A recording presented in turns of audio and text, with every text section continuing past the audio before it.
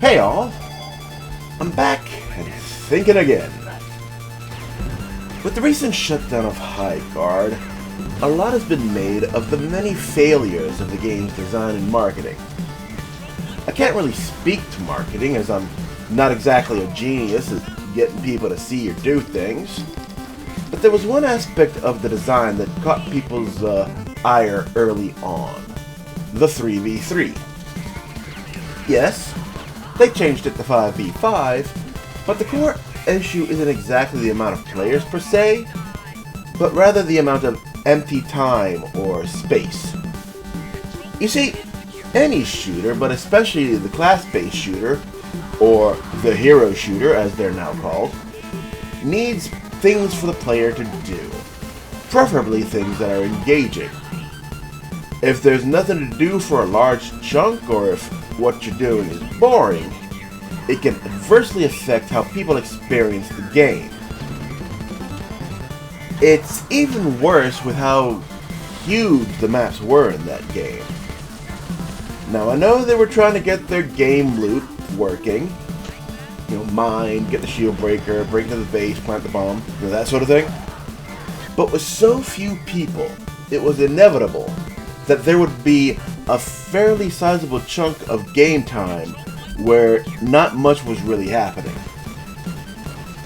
The first thing that should have happened, obviously, is that the maps should have been shrunk down to fit the 3v3 team setup. Failing that, however, and I'm surprised this wasn't thought of, there could have been more than 2 teams.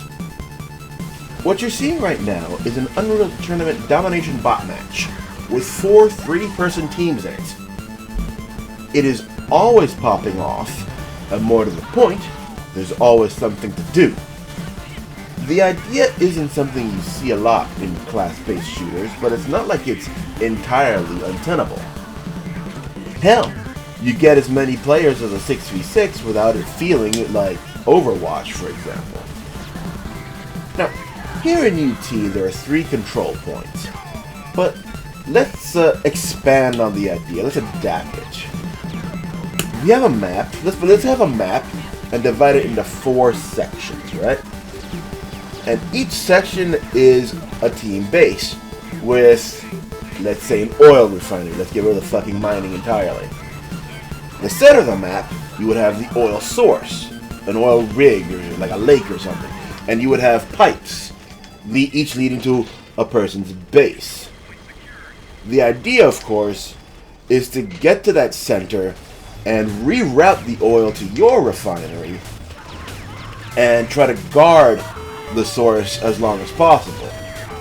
Now, this makes for more chaos as you have a central resource that people are fighting over, and what happens is the loop is a little bit simplified, but there's also just many more things going on.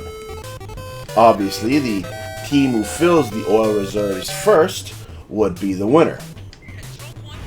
Now, this was an idea that came to mind just while I was typing up the script, and I'm sure there's plenty of room to expand the idea.